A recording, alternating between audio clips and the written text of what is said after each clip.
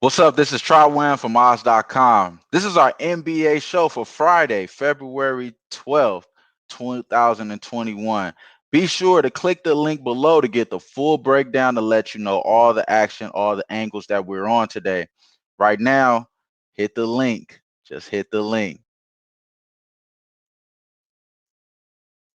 Also, here, let's go into this next game. Now, the next game is very interesting. It's another team that's playing right now.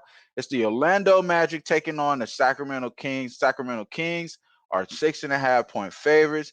Total is not out yet. I anticipate this total to be something around 222, 224, something around that range.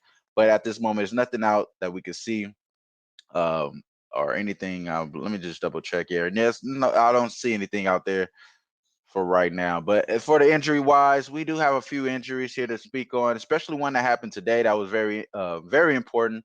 The Frank Mason left the game today with the injury. That's a big news there because they just recently added him in off the G League squad. He came in for the Cole Anthony injury, who hasn't played today. They are really decimated right now. I mean, watching this game against Golden State Warriors, they did come out and covered the first half, which I lost money on. I end up taking the Golden State Warriors third quarter though because I knew they weren't going to be able to do anything because they don't have a point guard, man. They got forwards going up going up, backing down, going up the court, backing down to get up the court. I mean, that's terrible, bro. Especially going against this guard heavy team in Sacramento Kings, another guard heavy team that they're going against today in Golden State Warriors. They look like they're going to lose this game in Golden State Warriors, which I kind of predicted. If that's the case, they lost 4 of the last 5 games in February. Orlando just doesn't seem like they're in a good spot. They have really good uh, spots. I mean, like Okiki is playing very well. He looks like he's very confident. They got Burke out there, who's been, I believe, he's 12th in rebounding. He's balling right there, very good in the offensive boards.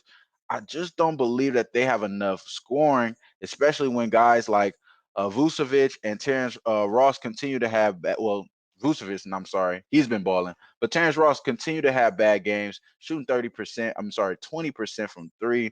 Very terrible there. So I don't think he's going to be you know, somebody that we could count on to help cover this Orlando's Magic spot. On the other end, there's so many guys on this King squad that could come out and ball out and be game changers for this team. Orlando, I'm not seeing that many. I do see Dwayne Bacon playing well. He is going up the court. They have to have him at point guard. They have to have Terrence Ross at point guard. That's just terrible, and it's something that's just gonna show in this game against Sacramento Kings, and I think the odds makers know that, setting that number at 6.5, which is a premium price for a team like this Kings team. Now the Kings are coming off a tough loss though against the 76ers, but before that they covered 8 straight, and that was and won 8 of the last 10 as well. So straight up, and a lot of that has to do with De'Aaron Fox, who's looks like he's getting snubbed right now on the All Star voting, but for the most part, he's becoming a great leader of this team and balling out. The last 7 games, he's scoring 30 points per game, 7.8%. I'm sorry, 7.8 assists at 51% from the field, along with another good rookie here in Halliburton, who we already spoke on several times on this show. He's been the Batman to the Aaron Fox Superman the last 7 games, scoring 51% from the field, 45% from three, 13 points per game, along with 5 rebounds, 6 assists, and 1.4 steals per game. Fox needs to Fox he needs to he thinks that I'm sorry.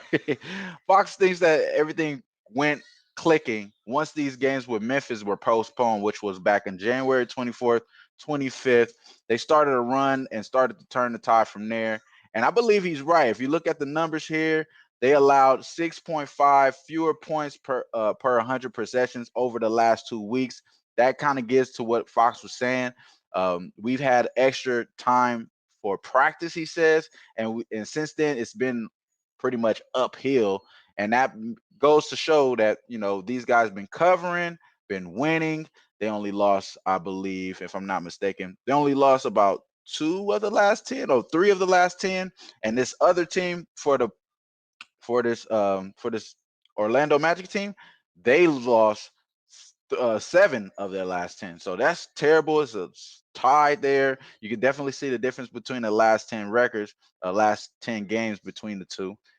In that game against the Orlando Magic, where these guys actually won already. So they beat the Magic within those last 6 games. It was 121 to 107 when they last played the Magic. In that game, the Fox, De'Aaron Fox, he's had a terrible day. He shot 4 for 17. He was only two rebounds away though from a triple double. So he actually played pretty well on the other side of the ball, having about 12 assists and just short of eight rebounds. Almost had a triple double there. All the Kings on the team though at that all the starting Kings had 16 plus points, 16 points plus each. All the starters for that game to help secure that win, and they actually shot terrible from the foul line as well. Shot 65% from the foul line against that Magic team the last time out. They should improve there for sure. And also, I think Fox is definitely going to be balling out once again. Is because these guys don't have a point guard. It's going to be a lot more defense being exuded. It's going to be a lot more energy being exuded on defense for the Magic, and coming off a back-to-back, having this team having a few games, a few time to rest here with this Kings team, I definitely would think that the Kings and De'Aaron Fox should come out and play really well. And I'm also going to take two plays on here. I'm going to take two plays here. I'm going to back the Kings here at -6.5, and I'm also going to take the De'Aaron Fox prop over 25.5 points. Once again, over the last 7 games, he scored 30 points per game. Also having that bad taste in his mouth, not being able to score on these guys the last time, only scoring 16 points, having 4 for 17 from the field. I think that's going to give him some type of motivation to pull this off and cover this, go over this total at 25.5 points. So I'm going to take that at FanDuel as well as taking the Kings here. I'm going to take the Kings.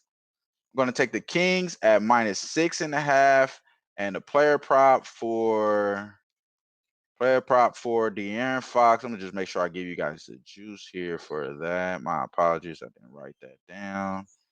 And the player prop for him is going to be -110, 225.5. I'm going to take that right there. It makes sense to me. I think that this Orlando Magic team, they're just going to be in a bad spot. I kind of expect Cole Anthony to possibly play, though. He's not listed that he's going to be in or out at this moment, but Frank Mason he's not coming back. He's not going to be in. Evan Fournier could possibly play. I don't think those two guys coming back is going to be that much of a difference, though, in my opinion, just because Evan Fournier is going to take away touches that these guys have already been helping out, keeping things afloat, and he has the highest usage rate since Fultz dropped. So when he's in the court, he has the second highest. When Fultz is out, since Fultz been out, Evan Fournier has been taking the reins of been having the highest usage rate. I couldn't get that out. But I like this squad here. I think Tyrese Halliburton have a great game. I believe Buddy Hield is going to have a great game. And Marvin Bagley has actually been playing really well as well. I haven't said anything about him positive on this show yet, but he's been playing pretty well, knocking down those corner threes. Very impressed there.